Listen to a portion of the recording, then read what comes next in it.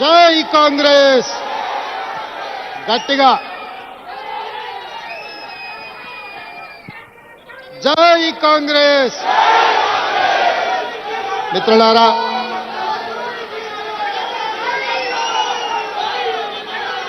చాలా విషయాలు మాట్లాడుకోవాలి. మిత్రులందరినీ సావధానంగా కూర్చొని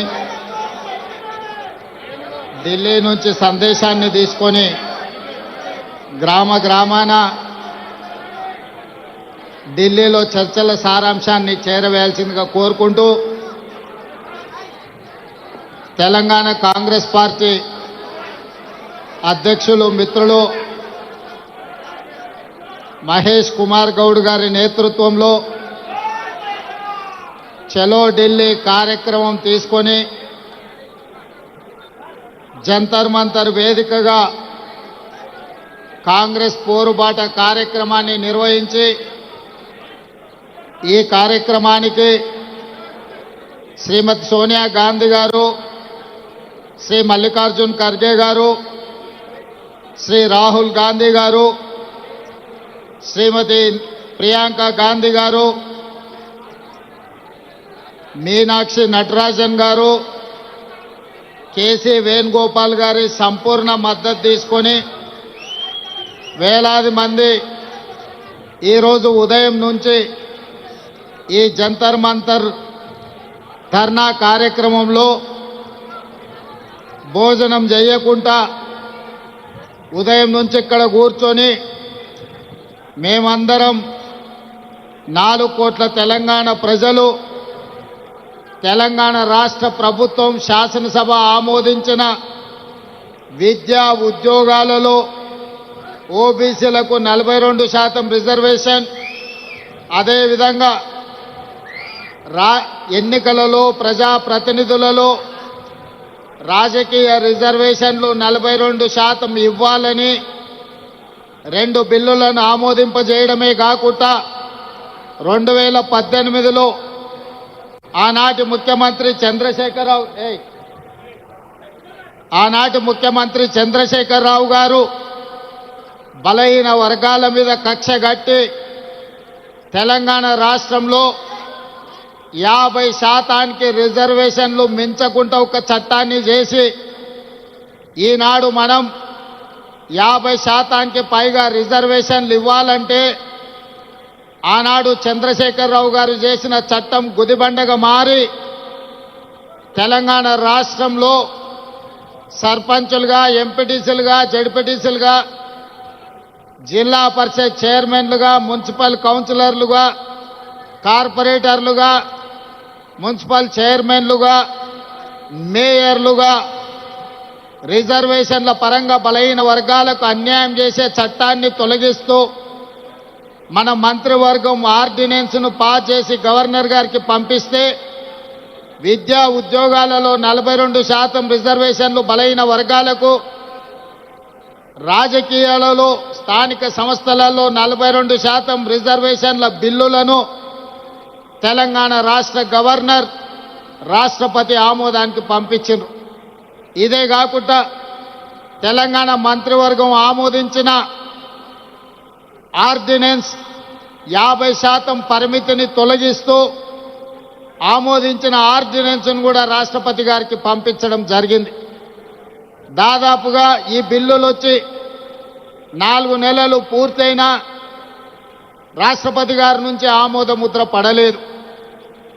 నరేంద్ర మోడీ గారు, భారతీయ జనతా పార్టీ ఈ బిల్లులను అడ్డుకొని తెలంగాణ బలహీన వర్గాలకు అన్యాయం చేస్తుంటే ఇక గల్లీలో ఉండలేక ఢిల్లీలోనే తేల్చుకుందాం పదండి, చలో ఢిల్లీ కార్యక్రమాన్ని తీసుకొచ్చి ఈ వేదిక మీద ఉన్న ఉద్దండులే కాదు, తండాలలో, గూడాలలో, మారుమూల పల్లెల్లో కాంగ్రెస్ పార్టీ జెండా మోసిన ఈరోజు బలహీన వర్గాలకు 42% రిజర్వేషన్లు ఇవ్వాలని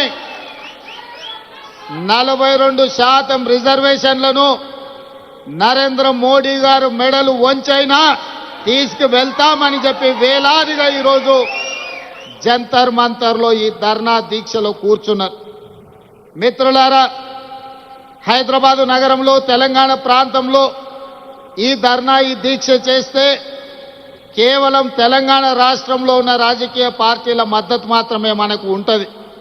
కానీ ఈనాడు జంతర్ మంతర్ వేదికగా మనం నిర్వహించిన ఈ నిరసన కార్యక్రమంలో ఈ ధర్నా కార్యక్రమంలో భారతదేశంలో ప్రాతినిధ్యం వహిస్తున్న దాదాపుగా 100 మంది పార్లమెంట్ సభ్యులు, ఇండియా కూటమిలో ఉన్న కీలకమైన రాజకీయ పార్టీలు, డిఎంకే కావచ్చు, ఎన్సీపీ కావచ్చు, సమాజ్వాదీ పార్టీ కావచ్చు, కమ్యూనిస్టు సోదరులు కావచ్చు, ఇతర ప్రాంతీయ రాజకీయ పార్టీలకు సంబంధించిన పార్లమెంట్ సభ్యులందరూ కూడా ఇక్కడికి వచ్చి ఈ 42% ఓబీసీ రిజర్వేషన్ల పోరాటంలో తెలంగాణ ప్రజలు ఒంటరి కాదు, మేమందరం మీకు అండగా నిలబడ్డామని బీహార్ నుంచి, మహారాష్ట్ర నుంచి, ఉత్తరప్రదేశ్ నుంచి, వివిధ రాష్ట్రాలకు సంబంధించిన రాజకీయ పార్టీలు తమిళనాడు నుంచి కూడా వచ్చి మా రాష్ట్రాల కోట్లాది మంది ప్రజల మద్దతు మీకు ఉంది, మీరు కొట్లాడండి,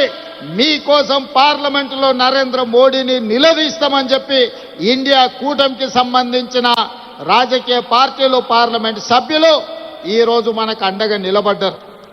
ఇవాళ 100 మంది పైగా పార్లమెంట్ సభ్యులు, తెలంగాణ మంత్రివర్గం మొత్తము, పార్లమెంట్ సభ్యులు, శాసన మండలి సభ్యులు, శాసన సభ్యులు, వేలాది మంది తెలంగాణ నలుమూలల నుంచి వచ్చిన మిమ్మల్ని చూసిన తర్వాత నాకు 100% సంపూర్ణమైన విశ్వాసం కలిగింది. రాహుల్ గాంధీ కన్యాకుమారి నుంచి కశ్మీర్ వరకు 150 రోజులు మండు టెండల్లో, మంచు కొండల్లో పాదయాత్ర చేస్తూ, తండాలలో, గూడాలలో, మారుమూల పల్లెల్లో పేదవాళ్లను కలుస్తూ, వాళ్ళ గుండెల్ని తడుతూ, వాళ్ళందరి ఆలోచన విని ఈ దేశానికి ఒక మాట ఇచ్చిండు. తెలంగాణ రాష్ట్ర ప్రజలకు ఒక మాట ఇచ్చిండు. తెలంగాణ రాష్ట్ర ప్రజలకు విజ్ఞప్తి చేసిండు.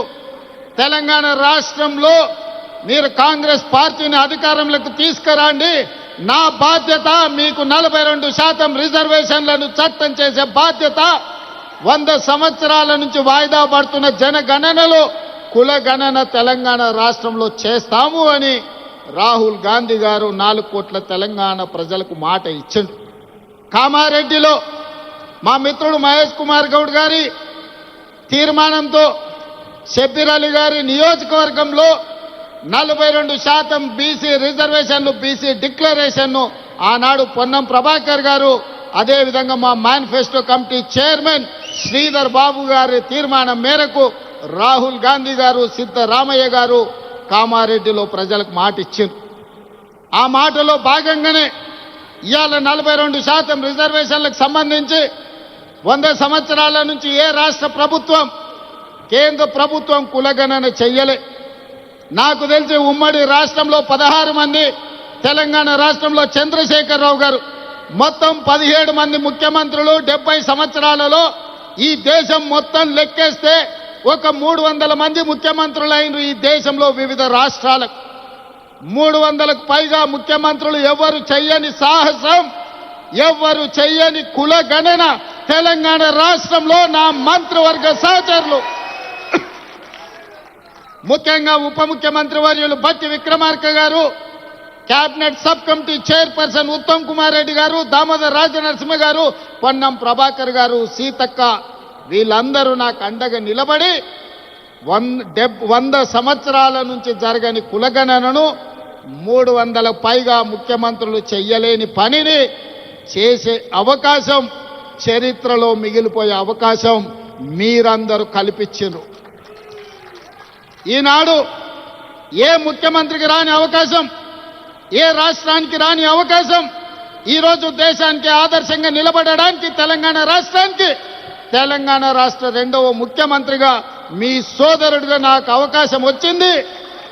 ఇది ఒక గొప్ప అవకాశం. ఇది చరిత్రలో మిగిలిపోయే, చరిత్రలో రాసిపెట్టే అవకాశం. ఈ అవకాశాన్ని అందిపుచ్చుకొని, రాహుల్ గాంధీ గారి సందేశాన్ని పుచ్చుకొని, తెలంగాణ రాష్ట్రంలో జనగణనలో కుల గణన చెయ్యడమే కాదు, 42% రిజర్వేషన్లు పెంచాలి అని చట్టాన్ని చేసి ఈరోజు ఢిల్లీకి సవాలు విసిరినాం. ఇవాళ తెలంగాణ రాష్ట్రంలో రిజర్వేషన్లకు అడ్డుపడ్డ చంద్రశేఖరరావు, బండి సంజయో, కిషన్ రెడ్డో, రామచంద్రరావు కాదు మన సవాలు, మన పోటీ మన సవాలు ఢిల్లీ మీద, నరేంద్ర మోడీ మీద, భారత ప్రభుత్వం మీద మనం సవాలు విసురుతున్నాం. నరేంద్ర మోడీ గారు ఎన్డీఏ ప్రభుత్వానికి జంతర్ మంతర్ చౌరస్తా నుంచి నేను సూటిగా సవాలు విసురుతున్నా. మా డిమాండ్ను ఆమోదిస్తారా, లేకపోతే మిమ్మల్ని గద్దె దించి ఎర్రకోట మీద 3 రంగుల జెండా ఎగరేసి,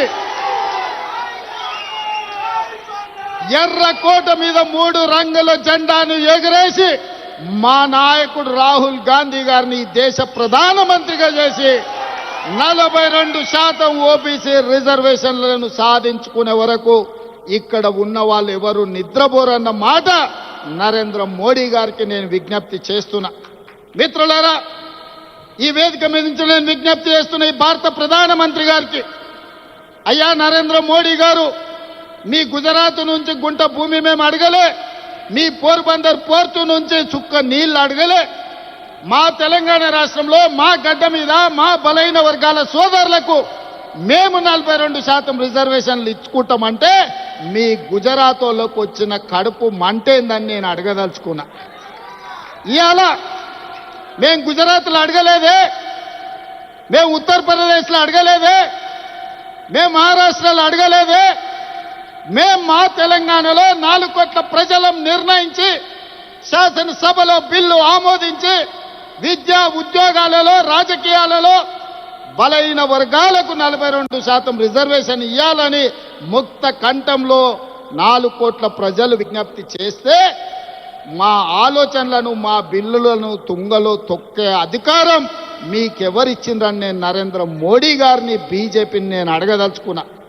ఇవాళ నరేంద్ర మోడీ గారు మన బద్ధ శత్రు, మన బలైన వర్గాలకు న్యాయం చెయ్యాలన్న ఆలోచన ఆయనకు లేదు. ఆయన ఆలోచనలు ఎట్లా ఉన్నా సరే ఆయన మోచేతి నీళ్లు తాగే కిషన్ రెడ్డికి, రామచంద్రరావుకు, బండి సంజయ్కి ఏమైంది, పొయ్యకాలం వచ్చిందా అని నేను అడుగుతున్నా. మళ్ళా రా మీరు తెలంగాణకు, మళ్ళీ అడగరా ఓట్లు తెలంగాణలో బలైన వర్గాలకు, మళ్ళా రా దళిత కాలనీలకు, మళ్ళా కలవరా ఆదివాసీలను. తెలంగాణ రాష్ట్ర ప్రజలతో మీ అవసరం తీరిపోయిందా, మీ బంధం తెగిపోయిందా? పేరు బంధం తెగిపోయిన తెలంగాణ రాష్ట్ర సమితి మీ పేగు బంధం కూడా తెలంగాణతో తెగిపోయిందా? మీరెందుకు మోడీతో అంటగాగుతున్నారు? ఇవాళ ఈ ధర్నాకు మీరెందుకు రాలేదు అని నేను బీఆర్ఎస్ వాళ్ళని అడుగుతున్నా. బీజేపీ వాళ్ళు నరేంద్ర మోడీ గారి మోచేతి నీళ్లు తాగొచ్చు, మరి బీఆర్ఎస్ వాళ్ళు మోడీ గారి చెప్పులు మోసి బతుకుతున్నారా? మీరు మాకండగా నిలబడకుండా నిన్న ఓ సన్నాసి మాట్లాడతాడు, ఎన్నికల కమిషన్ కలవనికి వచ్చిన ఢిల్లీకి అని. రేవంత్ రెడ్డి జంతర్ మంతర్ల డ్రామా చేస్తున్నాడు. నేను అడగదలుచుకున్న మా బలైన వర్గాల సోదరులు, అయ్యా మన దీక్ష వాళ్ళకు ఒక డ్రామాలాగా కనిపిస్తుంది. ఆయన పేరే డ్రామారావు. డ్రామా నీ ఇంట్లో ఉంది, నీ ఒంట్లో ఉంది, నీ రక్తంలో ఉంది, నీ పేరులో ఉంది, మీ మొత్తం కుటుంబమే డ్రామాలేసి బతికే కుటుంబం మీది. మాకు డ్రామాలు అవసరం లేదు, చిత్తశుద్ధి ఉంది. అందుకే ఫిబ్రవరి 4, 2024 నాడు మొదలుపెట్టి ఫిబ్రవరి 4, 2025 నాడు సరిగ్గా 365 రోజుల్లో బలైన వర్గాలకు సంబంధించిన ప్రతిపాదన నుంచి బిల్లు ఆమోదం వరకు సంవత్సరం తిరిగే లోపల చేసి 100 సంవత్సరాల సమస్యకు 1 సంవత్సరంలోనే పరిష్కారం చూపించిన మంత్రులందరి వేదిక మీద ఉంది. నువ్వా దిక్కుమాలినోడా మా చిత్తశుద్ధిని ప్రశ్నించేది? నీ దిక్కుమాలిన మాటలు, నీ దివాలకోరు విధానం, బండకేసి కొట్టినా 100 మీటర్ల గోతి తీసి పాతి పెట్టిన మీ బుద్ధి మారలేదు, మీ ఆలోచన మారలేదు. అందుకే ఇవాళ మీ ఇంట్లోనే చక్కగా లేరు. ఒకరు బీసీకి అనుకూలం అంటే ఇంకొకరు వ్యతిరేకం అంటారు, మూడోగా ఆయన మధ్యస్థం అంటారు. నేను అటు కాదు, నేను ఇటు కాదు అంటాడు ఈయన. ఈ అటు ఇటు కానోడు కూడా నా గురించి మాట్లాడతాడు. అందుకే మిత్రులారా, ఇవాళ మన చిత్తశుద్ధిని ఎవడు ప్రశ్నించలేడు. ఇవాళ తెలంగాణ మోడలే దేశానికి రోల్ మోడల్ అయింది. ఇవాళ ఈ తెలంగాణ మోడల్, ఈ కులగణన, ఈ జనగణన, ఈ 42% రిజర్వేషన్ దేశ రాజకీయాలలో సునామీని సృష్టించబోతుంది. ఆ సునామీలో ఎన్డీఏ బంగాళాఖాతంలో కలవబోతుంది. నరేంద్ర మోడీ గారు కుర్చీ దిగబోతున్నారు. ఆనాడు గుజరాత్లో జరిగిన దుర్ఘటనలతో అటల్ బిహారీ వాజ్పేయి గారు నరేంద్ర మోడీ గారిని ముఖ్యమంత్రి కుర్చీ నుంచి మారుద్దామనుకున్నాడు. అది సాధ్యపడలేదు. నిన్నగాక మొన్న ఆర్ఎస్ఎస్ పెద్ద మోహన్ భగవత్ గారు ఇంకొక మాట అన్నారు. 75 సంవత్సరాలు పూర్తయిన ప్రతి ఒక్కరూ పదవుల నుంచి దిగాలి. మేము లాల్ కృష్ణ అద్వానీని, మురళీ మనోహర్ జోషి గారిని 75 సంవత్సరాల నిబంధన పెట్టి వాళ్ళని ప్రధానమంత్రులను చేయలేదు. కాబట్టి నరేంద్ర మోడీ గారు కూడా రేపు సెప్టెంబర్ 17కు 75 ఏళ్ళు పూర్తి అవుతున్నాయి, వారు ప్రధానమంత్రి పదవి నుంచి దిగాలి అని వారు చెప్పారు.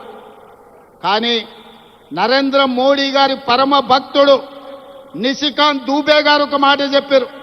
నరేంద్ర మోడీ గారు కుర్చీ దిగరు, 2029లో కూడా ఆయననే ఎన్నికల్లో ప్రధానమంత్రి అభ్యర్థిగా ఉంటాడని.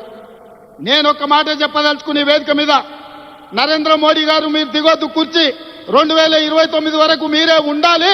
2029 ఎన్నికల్లో అటల్ బిహారీ వాజ్పేయి ఆర్ఎస్ఎస్ చేయలేని పని, నరేంద్ర మోడీని గద్దెదించే పని మా సోదరుడు, మా నాయకుడు రాహుల్ గాంధీ గారు, మా నాయకుడు రాహుల్ గాంధీ గారి నేతృత్వంలో మా ప్రతి కాంగ్రెస్ పార్టీ కార్యకర్త దేశం నలుమూలల నుంచి కార్యోన్ముఖులై ఎన్నికల యుద్ధ రంగంలో నరేంద్ర మోడీని ఓడిస్తాం. ఢిల్లీ గద్దె నుంచి నరేంద్ర మోడీని దించుతాం. ఇదే మా శపథం అని చెప్పి జంతర్ మంతర్ సాక్షిగా నేను చెప్పదలుచుకున్నా. నిశికాంత్ దుబే ఇంకొక మాట అన్నాడు, నరేంద్ర మోడీ గారు లేకపోతే బీజేపీకి 150 సీట్లు కూడా రావు అని. నిశికాంత్ దూబే గారికి వేదిక మీద నుంచి విజ్ఞప్తి చేస్తున్నా. దూబే గారు మీరు డైరీలో రాసుకోండి, నరేంద్ర మోడీ గారి పేరు మీదనే ఎన్నికలకు రాండి. 150 కంటే ఒక్క సీటు కూడా ఎక్కువ రానియం. నరేంద్ర మోడీ కాదు, మొత్తం ఆయన అభిమానులందరూ లేకపోతే భారతీయ జనతా పార్టీ నాయకులందరూ ఉమ్మడికి వచ్చిన 150 సీట్ల కంటే ఒక్క సీటు కూడా ఎక్కువ రానియం. రాహుల్ గాంధీ గారిని గెలిపించి ఈ దేశానికి ప్రధానమంత్రిని చేస్తాం. ఇవాళ రాకపోతే మోడీ గారు మీకున్న మార్గం ఒక్కటే, అయితే మా బిల్లులు ఆమోదించండి, మా బలైన వర్గాలకు 42% రిజర్వేషన్లు ఇవ్వండి. గద్దె మీద ఉంటే 42% ఇవ్వాల్సిందే. నువ్వు 42% ఇవ్వకపోతే గద్దె మీద నుంచి మేము దించుతాం, 42% రిజర్వేషన్ సాధించుకుంటాం. మీరు తెలంగాణ శక్తిని, తెలంగాణ ప్రజల పోరాట స్ఫూర్తిని తక్కువగా అంచనా వేస్తున్నారు. నరేంద్ర మోడీ గారు, బీజేపీ నాయకులారా, ఆనాడు ఇందిరాగాంధీ ఎస్సీ ఎస్టీల రిజర్వేషన్లను బలంగా అమలు చేసింది. ఎస్సీ ఎస్టీ సోదరులకు ఇండ్లు లేని వాళ్ళకి ఇండ్లు ఇచ్చింది, ఇంటి స్థలాలు లేని వాళ్ళకి ఇంటి స్థలం ఇచ్చింది, ఇల్లు కట్టుకోవడానికి ఇందిరమ్మ ఇల్లు ఇచ్చింది, భూమి లేని వాళ్ళకు భూమి ఇచ్చింది.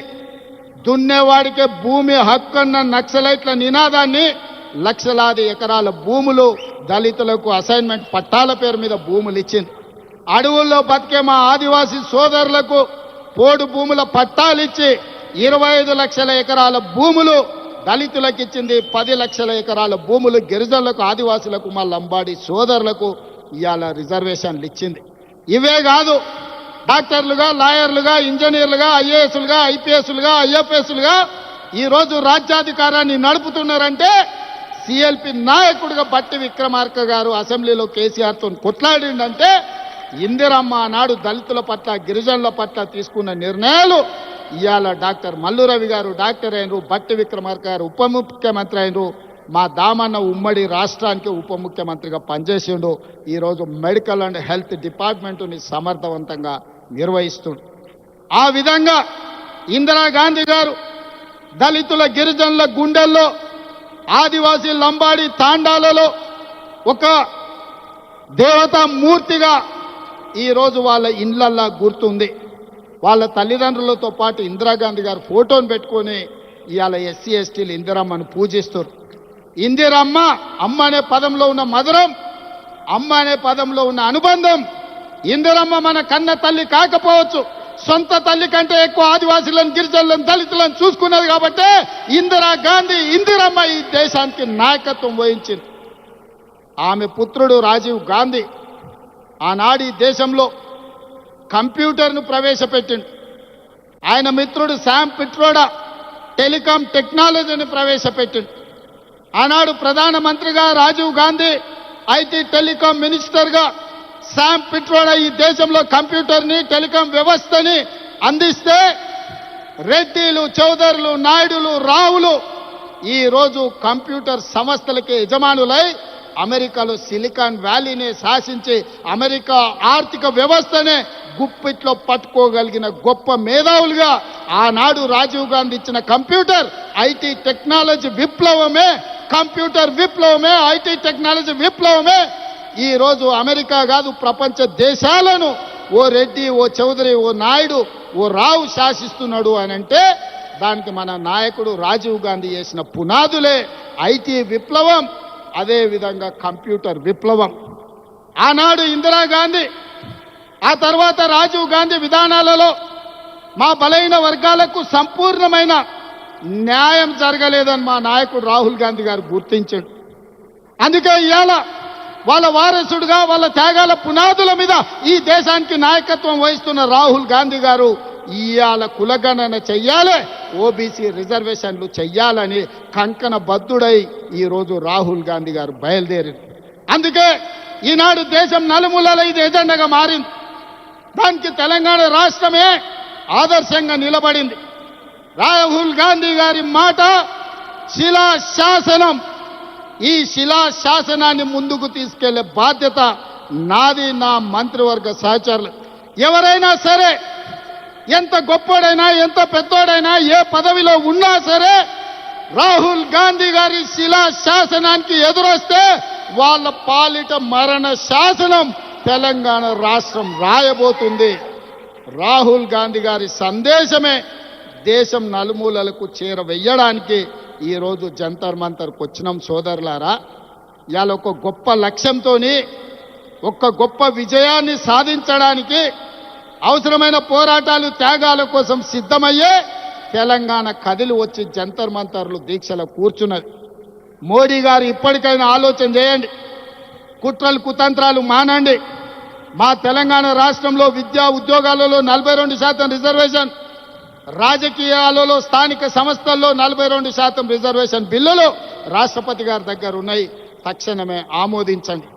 అదేవిధంగా చంద్రశేఖరరావు పెట్టిన నిబంధన 50% మించి రిజర్వేషన్లు ఇవ్వద్దు అని 2018లో పంచాయతీరాజ్ చట్టం ఏదైతే చేసిండో ఆ చట్టాన్ని చించి చెత్త బుట్టలో వేయడానికి మేము ఆర్డినెన్స్ తీసుకొచ్చినాం. దానికి కూడా మీరు ఆమోదించండి. లేకపోతే ఇంకా ఢిల్లీ వచ్చేది లేదు. మా గల్లీకి వస్తావు కదా, అక్కడనే పట్టుకుంటాం. పెద్దోళ్ళు చెప్పారు, మియా కా దౌड़ मस्जिद तक, कहीं पर भी मिले ना मिले मियाँ तो मिलेगा मस्जिद में, तब पकड़ लेंगे मियाँ को. जिस दिन तेलंगाना पे आप हाजिर होगा ना, मोदी जी याद रखो 4 करोड़ तेलंगाना जनता तैयार है. लाल किले कोटे में तिरंगा झंडा लहराएंगे, आपको कुर्सी से उतारेंगे. वही कुर्सी में हमारे नेता, हमारे भाई राहुल गांधी को प्रधानमंत्री बना देके उस कुर्सी में बिठा देंगे. तब हमारा कामयाबी आप देखना पड़ेगा. आज भाई बहनों, तेलंगाना वासियों, हम लोग महेश गौड़ जी के नेतृत्व में, मीनाक्षी नटराजन के सुझाव में आज जंतर मंतर में हाजिर हो गए. बड़ा मकसद लेकर, बड़ी उम्मीद लेकर हम लोग दिल्ली आए.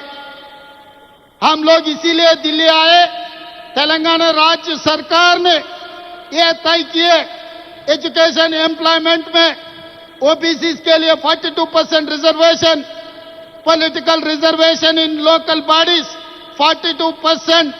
2 बिल बना दिए.